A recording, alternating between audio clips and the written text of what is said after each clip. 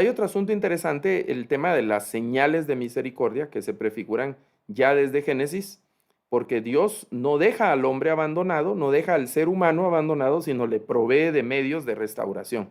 Por eso vemos que Dios interviene y vemos, podríamos hablar de irrupciones de Dios. Dios vio que el hombre había fallado y no mandó de una vez a los querubines que lo sacaran a puro espadazo de fuego del Edén, sino que Dios se enfrenta cara a cara al hombre o procura ese enfrentamiento del hombre cara a cara con él. Y lo encara, ¿no? Le dice, ¿dónde estás? Pregunta, y le pregunta, ¿por qué te escondiste? Y le dice, ¿quién te enseñó? Y le hace preguntas, ¿comiste de lo que yo te dije que no comieras? Y empieza ese diálogo, esa irrupción. Eso pasa también en la creación, perdón, en la encarnación, quiero decir, que Dios irrumpe. El ser humano va perdido y no hay forma de que se pueda salvar a sí mismo. Y entonces Dios interviene.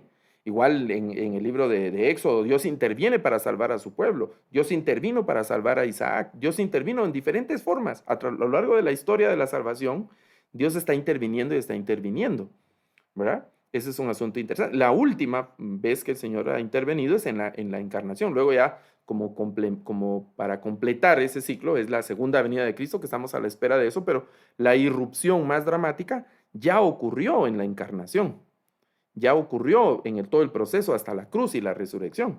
Y ahora solo está a la espera del cumplimiento de lo demás, pero la parte más dramática ya ocurrió en el tema de la encarnación, en esa irrupción de Dios nuevamente en la historia. Entonces siempre hay una señal de misericordia a través de diferentes mediaciones. El Antiguo Testamento está lleno de mediaciones, toda la parte de los sacrificios, y Jesucristo ahora es el mediador ya hacia el final de los tiempos. Ya no va a haber otra mediación, ahora es en Cristo o nada. Es a través de Cristo, todo es a través de Cristo. Solo Él es el único mediador. No podemos decir que es Cristo o dar otras opciones. No.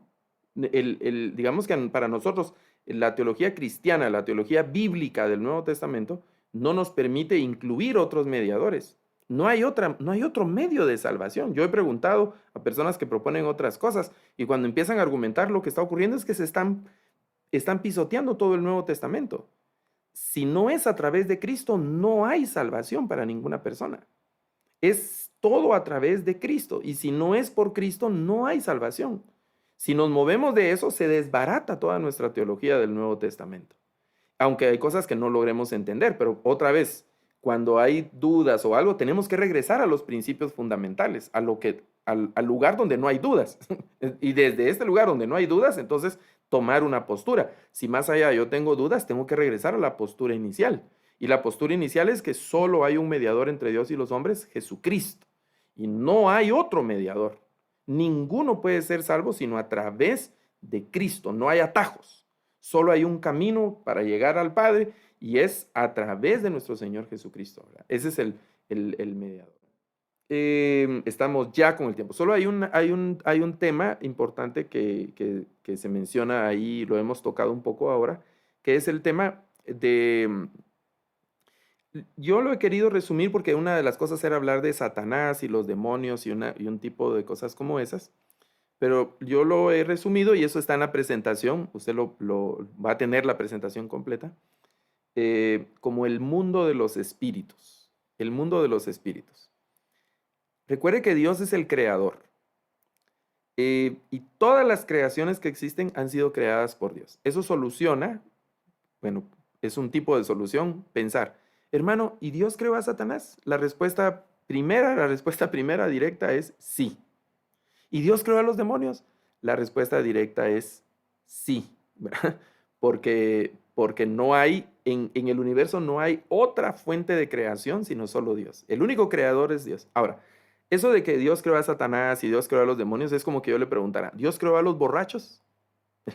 Sería la misma pregunta. ¿Dios creó a los borrachos? La primera respuesta, la respuesta general, directa, sería sí, Dios creó a los borrachos. Pero ¿los creó borrachos? Sería la otra pregunta.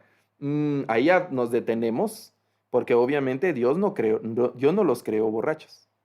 El tema de la borrachera, igual que el tema de los demonios, los espíritus inmundos y Satanás, es algo que ocurre luego de la creación. Ahora, ¿qué fue lo que ocurrió? Otra vez, la Biblia no es suficientemente clara en ese tema, ¿no? Por ejemplo, hay pasajes, si usted lo va a ver ahí en las diapositivas, de Pedro cuando dice que algunos no cuidaron su primera morada y entonces fueron en segunda de Pedro, Dios los encerró en prisiones eternas de oscuridad, ¿verdad? Y que ahí están reservados para el día del juicio final.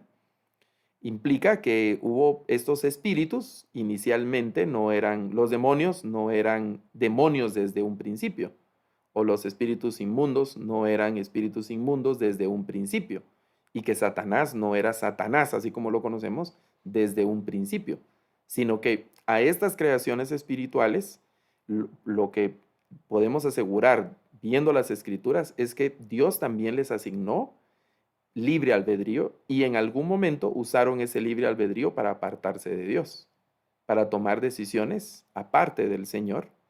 Y hay algo extraordinario. A estas creaciones Dios no quiso perdonarlas. Y no hay plan de salvación para estas creaciones. ¿Por qué a nosotros sí y a ellos no? Es una buena pregunta. Para los demonios, los espíritus inmundos y Satanás, no hubo plan de salvación. No hay plan de salvación.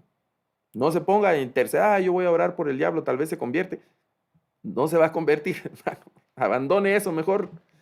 Mira, voy a orar ahí por los chamucos de repente. Voy a orar por la ciguanaba, tal vez deja de ser ciguanaba y viene al culto de damas, ¿verdad? No, no, la ciguanaba no se va a convertir, hermano. Va a seguir siendo ciguanaba todo el tiempo, porque para la ciguanaba, estoy haciendo bromas, discúlpeme, para ese tipo de entidades espirituales no hay plan de salvación. Y tomaron una decisión y no hubo vuelta atrás. ¿Por qué para nosotros sí? ¿Por qué? ¿Por qué para nosotros sí? Sí hubo plan de salvación y no sé cuántas veces le hemos volteado la espalda al Señor y el Señor anda detrás de nosotros, rogándonos que volvamos a Él, hermano. Ay, se me rompe el corazón, porque estas creaciones, lo que menciona la Escritura es que son superiores a nosotros en poder, en fuerza, en dignidad, en cosas. Pero Dios no quiso perdonarlas. No quiso perdonarlas. Una vez tomaron una decisión en contra de Dios y se acabó. No más. No más. Y no hay vuelta atrás. Están condenados, esperando la condenación ya permanente de estas creaciones.